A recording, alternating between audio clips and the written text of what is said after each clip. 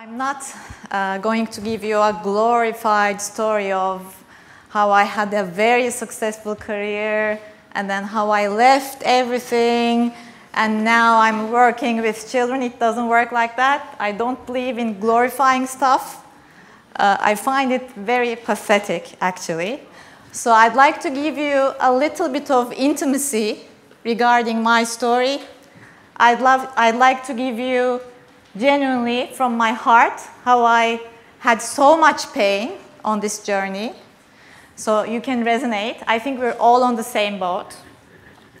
And I'll be speaking a little bit about mindfulness because I'm now working with children in mindfulness. And that's my dream, my vision that mindfulness should be in curriculum. I'm a strong advocate of this. And I'm 40, I'm going to turn 41 this December, so I'm still 40. And so I think I have a long way to go still. So I think until I die, maybe this can be true with, there's so many women who support me with this. So speaking of mindfulness, now I'm going to tell you how I'm a little bit activated, so my nervous system is now a little bit activated because I'm on stage and I'm trying to speak, I'm trying to tell you stuff. So I'm hearing my heart pounding, my hands are a little bit cold. So I'm feeling a little bit of activation around my hands also. So I'll invite you to check in with your bodies as I move you in my journey. So I find two things pathetic. One is glorifying the story that you have because my story isn't more glorified than any of your stories. Two, I find the bit about, I have this dream, I have this vision, and I'm going to change Turkey and the world and blah, blah. I have that, I find that pathetic because I've done a lot of self-practice, which I'll tell you a little bit about.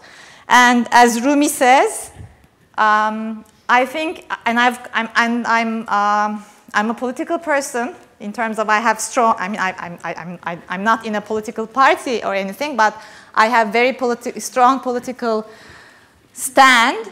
But now, after working on myself so much, I've come to believe that the biggest social activism is the work you do on yourself.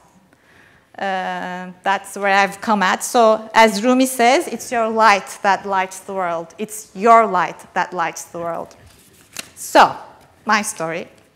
Before my story, I'd like you to feel your feet. Just check in with your feet. See how they touch the ground. Whether your right foot and left foot are balanced. If not, don't try to make them balanced. Feel your hands. Are they relaxed? Are they firm? I'm still hearing my heart pounding.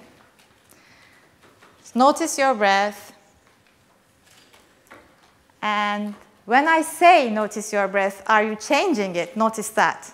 Try not to change it, but see if when I say notice your breath, you're changing your breath. Okay, that's a little bit of a check-in. So now my story. I'm the second daughter of a father that was very successful, but a self-made man, a very loving mother. So I had a very compassionate environment where I grew up. And living in Turkey, so that's the political setting speaking now. Living in Turkey, of course, the safety net that my father could provide his two daughters was that we would need to get the bestest education in Turkey, which we did. My sister got into Robert College. I got into Üsküdar American Academy. So the trauma of that, of course, went on forever. That me not getting into Robert College, but Üsküdar American. And then I was the valedictorian. Do you know that word? I don't know. So I was, for 7 years in a row in Üsküdar American Academy, I was in terms of grading, the first person of, of all the classes of Orta 1, Orta 2, Orta 3, whatever. what kind of a trauma can Robert College have on me? That's the trauma. And then I got into Boards University, İşletme. Of course, I ranked in the top 100. When I got into Boards University, I was relaxed, seeing boys around. So anyway, I joined Arthur Andersen. 3 years, very good in terms of how my career moved on. And then I joined Turkven Private Equity as an associate. For 12 years, I worked my way up into being a partner. So I was among like the top 3, top 4 people in the firm. And maybe you know the firm, maybe you don't, but it was like I was in a position, so I was this youngest first woman partner in private equity in Turkey in the leading private equity firm in the country. So my position was very well respected. I was admired. But then I quit. Now, again, bring your attention to your feet. See how your feet are. Are they relaxed? How they touch the ground, the carpet? Feel your hands. See if you can find a relaxed spot in your body. Maybe in your face. Again, notice your breath. And notice if, when I say notice your breath, you're trying to change it. Back to my story. So a lot of people ask me about how I gave the decision to quit. Again, I could glorify this. I could tell you I loved working with children, and then I thought private equity wasn't making me happy, which some of it is true, but I don't want to go into that glorification because then it means that, only very glorified stuff can be here on stage, but I believe any of your stories deserve to be on the stage. What was different for me, now that I'm speaking about like leaving private equity, a very good career, and doing the stuff I'm doing right now, was I did a lot of self-exploration while I was becoming a partner in private equity, which was I did a lot of yoga. I became a yoga teacher. I became a meditation teacher. I had a very disciplined, dedicated meditation practice. I went to Los Angeles to study with a meditation teacher, that kind of dedication, because my heart was calling for it, obviously. And then I gave birth. I have 2 children, but my first child, of course, revolutionized how I, looked at the world. And I got into attachment parenting and aware parenting, and I became an aware parenting instructor. And these are all happening while I'm still investing in companies, millions of dollars, sitting on the boards. But on the side, I'm doing all this stuff. And I'm, one of my biggest passions is writing, so I started writing columns to journals on like parenting, mindfulness, stuff like that. And, there was a point where I couldn't continue in that career anymore. It wasn't very analytical. It wasn't actually me giving the decision. The decision was given. That's, I think, all I can say about it. And when they asked me about it, I had all kinds of rational, answers. Like I said, I'm in a midlife crisis. I was 37 at the time. Or, I came up with answers, but those were not the answers. The decision was given at another level. When I look in hindsight, that's how I think about it. And I must add that letting go is a very painful process. It's not like, okay, now I'm leaving private equity and I'm, doing all this very nice stuff. It's a very painful process.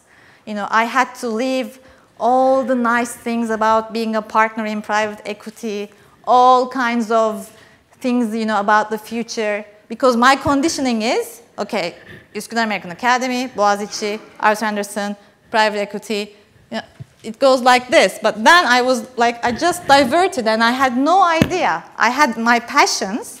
I knew I wanted to write. I knew I wanted to do something with children and maybe their parents. But those were not destinations, as was Üsküdar American Academy, or Robert College actually, or Boğaziçi University, or Turkven Private Equity. They were destinations for me. Now I had no destinations. I had just some lights, and those lights were my passions, which like writing and all the other stuff I told you about. Feel your feet. See if you can find a relaxed spot, something pleasurable in your body. Because we all think, you know, the harder it is, the better it is. It doesn't work like that. Our nervous systems love pleasure. So try to find pleasure in your body. And we are our nervous systems. And feel your breath.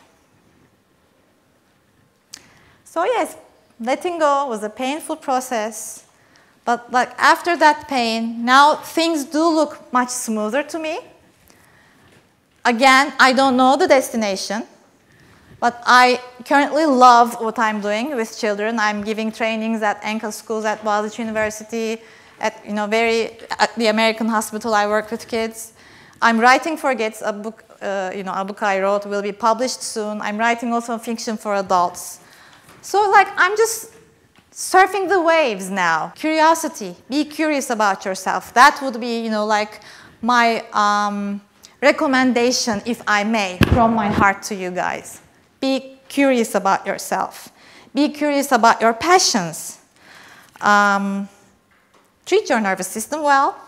Nervous system is very important. Treat it well because you're all young here. Youth protects the nervous system.